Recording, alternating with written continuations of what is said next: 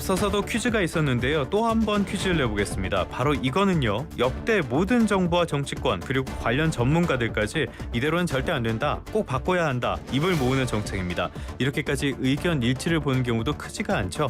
그런데 이거는요. 2007년 이후로는 단 한 번도 이루어진 적이 없습니다. 뭘까요? 다들 잘 아시는 것처럼 바로 연금 개혁입니다. 연금 개혁의 필요성, 절박성 이런 것들 부인하시는 분들 아무도 없을 겁니다. 그런데 진척은 전혀 없습니다. 골든타임 이야기만 벌써 몇십 년째인데요.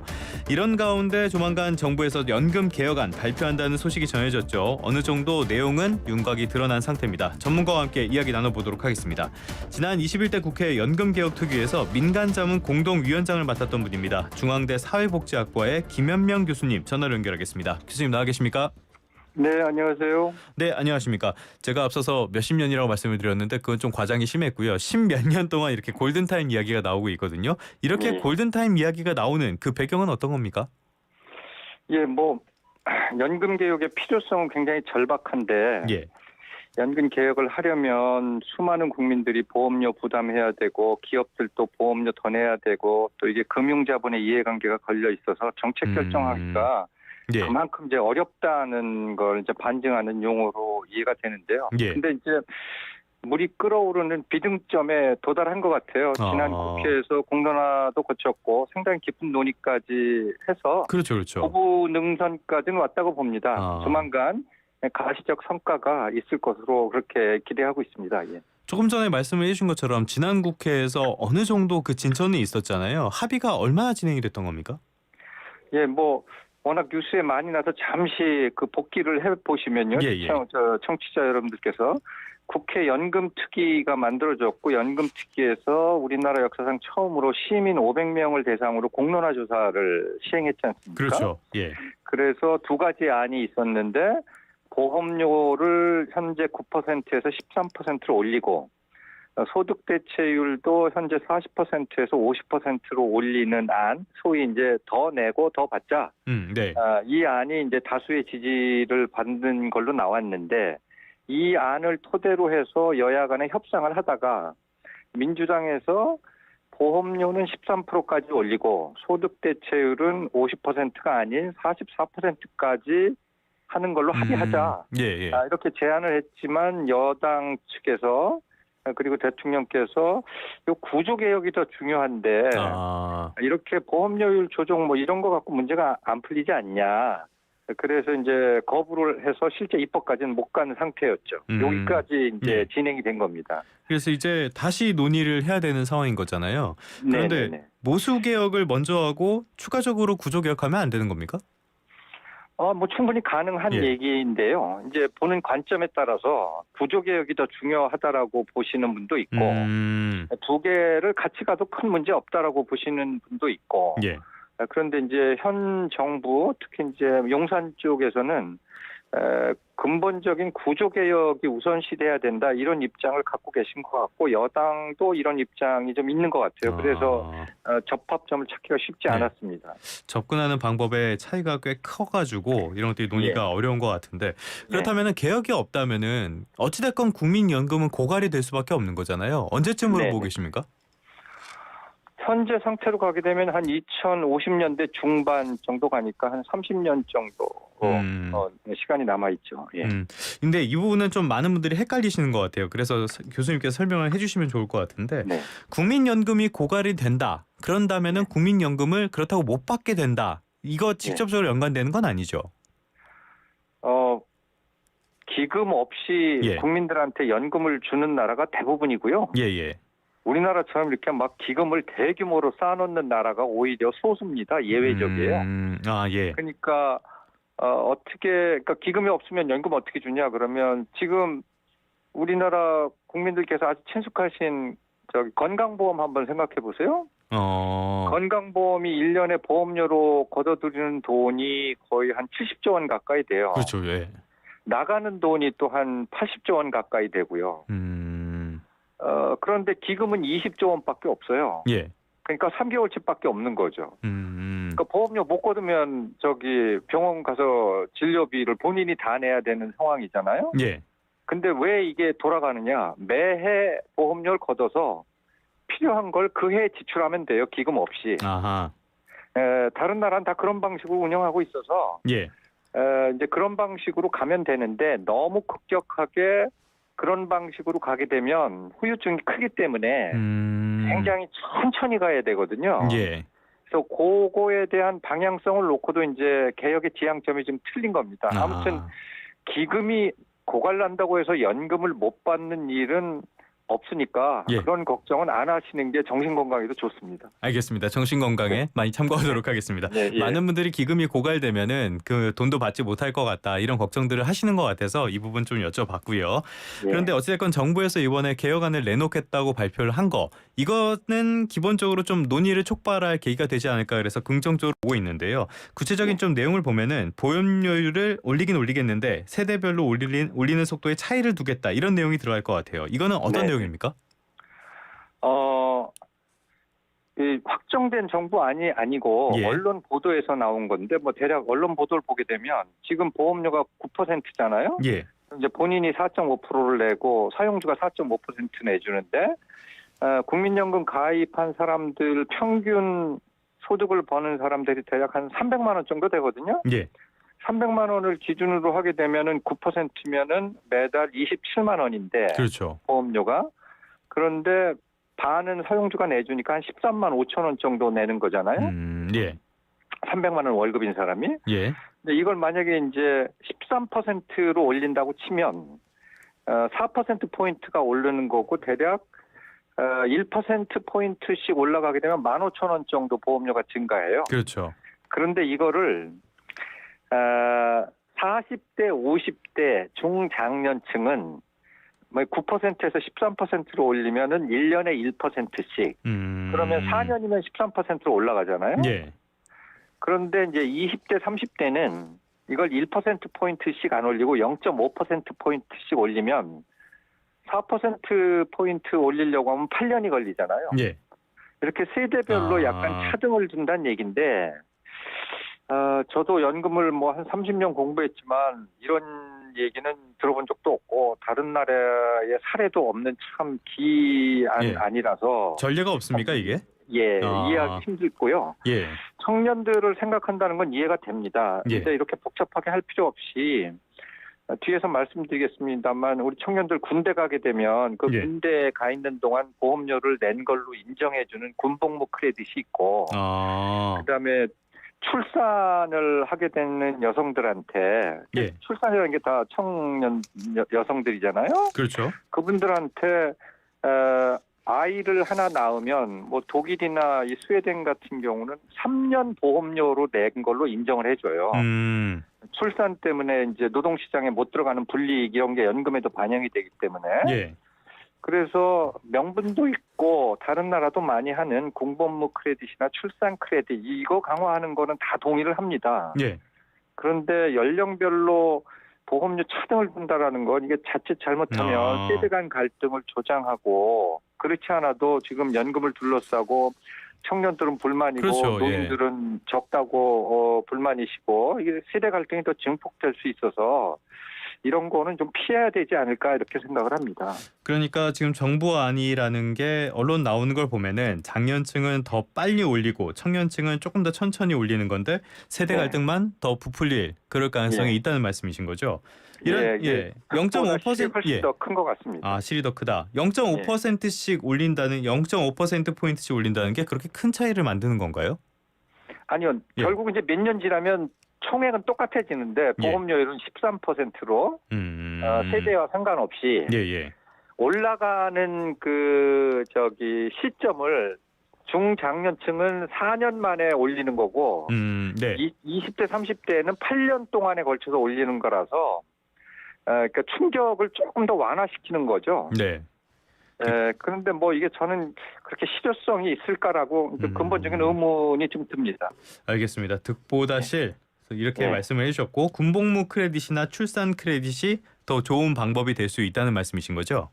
예, 그걸 더 확대하는 게 명분과 실리 양 측면에서 더 의미가 있다 이렇게 봅니다. 알겠습니다. 이런 부분들 좀 참고를 하는 게 좋을 것 같고요. 소득 대체율 이야기도 해보도록 하겠습니다. 먼저 소득 대체율이 뭔지 청취자분들께 좀 쉽게 설명 좀 부탁드릴게요, 교수님.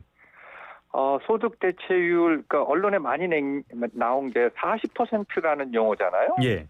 이거는 무슨 얘기냐면 내가 국민연금에 가입했는데 국민연금 가입자가 한 예를 들어 2,500만 명 정도 된다고 하면 그분들의 다 그 보험료를 내기 위해서 소득을 신고하잖아요. 예. 그 2,500만 명 가입자들의 소득의 평균을 내봤더니 제가 딱 중간이에요. 네.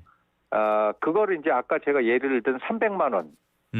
지금 300만 원이 국민연금 가입자의 평균 소득이거든요. 예. 그런 사람이, 그러니까 내가 국민연금에 가입해서 40년 동안 보험료를 냈는데 내 소득이 전체 국민연금 가입자의 딱 평균이에요. 가장 평균적인 월급을 받은 사람인데 이 사람이 40년을 국민연금에 가입하면 내 평균 소득인 300만 원의 40%, 즉 예. 120만 원을 연금으로 사망할 때까지 주겠다 이런 얘기입니다. 그러니까 평균 소득의 40%란 얘기고요. 그런데 가입 기간이 40년이 안 되고 30년밖에 못 냈다. 그러면 120만 원이 아니고 90만 원으로 줄어드는 거죠. 더 줄어들고. 예. 네. 그래서 보통 언론에서 40% 얘기할 때는 국민연금에 가입한 평균적인 월급을 받은 사람이 40년 가입했다고 가정을 했을 때 연금액이 자기 월급의 40%다 이렇게 얘기를 하는 겁니다.